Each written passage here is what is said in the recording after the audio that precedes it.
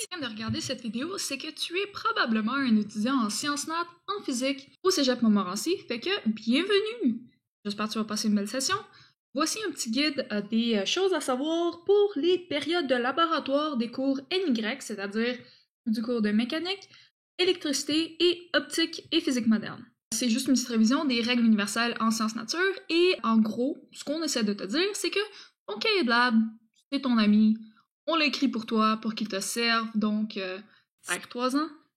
Pour tous les périodes de laboratoire, avant d'arriver au laboratoire, il faut remplir son journal de bord. Ça va être vrai pour tous les cours de physique pour les laboratoires. Avant de se présenter, il faut avoir fait son journal de bord. Tout ce qu'il doit contenir est indiqué à la page 10 de ton cahier de laboratoire, ce qui permet d'éviter les excuses dans le genre de « ben là, je savais pas » ou bien plutôt dans le genre de « non, je suis supposé savoir ce qu'il faut mettre là-dedans ». Ben, la réponse est tout simplement, c'est à la page 10 de ton cahier de laboratoire. Vous le savez, votre professeur vous l'a probablement également répété. Donc, je vous conseille très fortement de voir les pages 7 ainsi que les pages 10 de votre guide de laboratoire, donc votre cahier de laboratoire. Pendant la période de manipulation en lab, donc pendant votre 2 périodes de laboratoire, le travail se fait en équipe. Il y a plusieurs raisons pour ça. La rétention est meilleure lorsqu'on travaille en équipe. On apprend à gérer les personnalités des autres et c'est juste bien plus le fun. Une autre des raisons pour lesquelles on vous fait travailler en équipe, c'est que y a certains montages de laboratoire qui requièrent plus que 2 mains. Donc, avoir un coéquipier pour appuyer sur un bouton qui est de l'autre côté de la table peut être très utile. Chaque membre de l'équipe va avoir un rôle très spécifique. Le rôle de chacun est précisé à la page 8. Je vous encourage à aller le lire de sorte à ne pas être surpris ou pris au dépourvu lorsque le prof refuse de répondre à une question parce que c'est pas votre rôle dans la classe. Donc, ça encourage la communication, ça fait aussi en sorte que le travail dans une équipe se fait de façon plus harmonieuse et qu'il n'y a pas une personne qui est pognée à rien faire.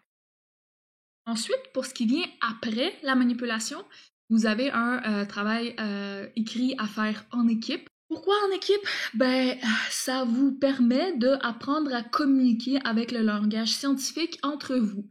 Ce que je veux dire, c'est que dans un laboratoire, à la place de dire la phrase c'est l'outil qui faisait bip à un moment donné, il a pas fait bip, eh bien, vous utiliserez des phrases plutôt dans le genre de le compteur Geiger a arrêté de compter. Donc, question de vous comprendre entre vous, ça vous force à utiliser le langage scientifique, ce qui est bénéfique pour vous, c'est ça qu'on veut, on veut vous apprendre à apprendre, vous apprendre à communiquer de la façon correcte. Ce n'est pas la seule raison pour laquelle on vous fait travailler en équipe, mais ça en est une.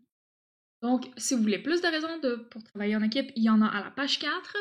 Pour ce qui est de la rédaction du rapport de lab, le guide de rédaction est à la page 11. Donc, si vous voulez savoir sur quoi vous allez être évalué, allez voir la page 11. L'information, elle est toute là. Les évaluations que vous allez avoir dans les cours de laboratoire. Dans tous les cours de laboratoire de physique, vous allez avoir un examen individuel de laboratoire.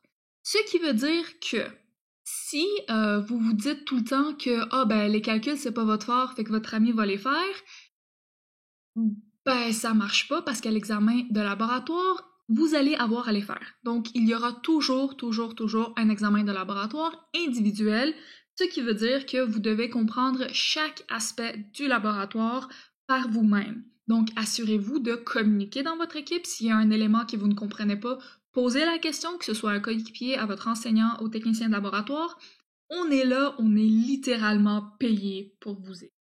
Les rapports de laboratoire, par contre, eux sont nécessairement en équipe, encore une fois, pour vous enseigner à communiquer entre vous, particulièrement en ligne, apprendre à communiquer de façon optimale, c'est ce qu'il y a de mieux. Parce que à l'avenir, on n'aura pas le choix de travailler en ligne, donc apprendre à travailler en ligne en équipe va être absolument nécessaire. C'est une compétence indispensable dans ce qui s'en vient dans les années qui suivent. Donc, oui, c'est très pertinent d'apprendre à travailler en ligne en équipe.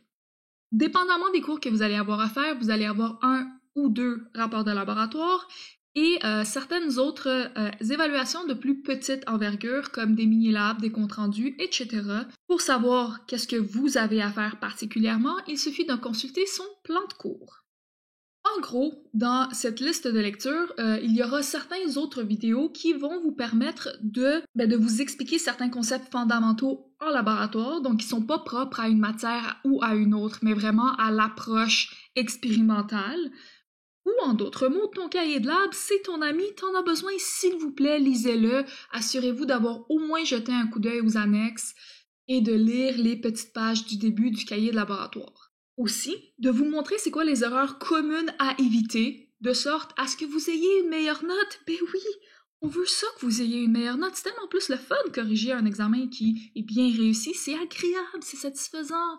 S'il vous plaît, je vous demande de nous rendre ce service. Ou en d'autres mots, ton guide des incertitudes en sciences de la nature, c'est ton ami. Fait que regarde ça, en quelques minutes à peine, t'as déjà 2 meilleurs amis, ton cahier de lab et ton guide d'incertitude. 2 amis de plus. Yes! Sur ce, je vous souhaite une super session et à plus!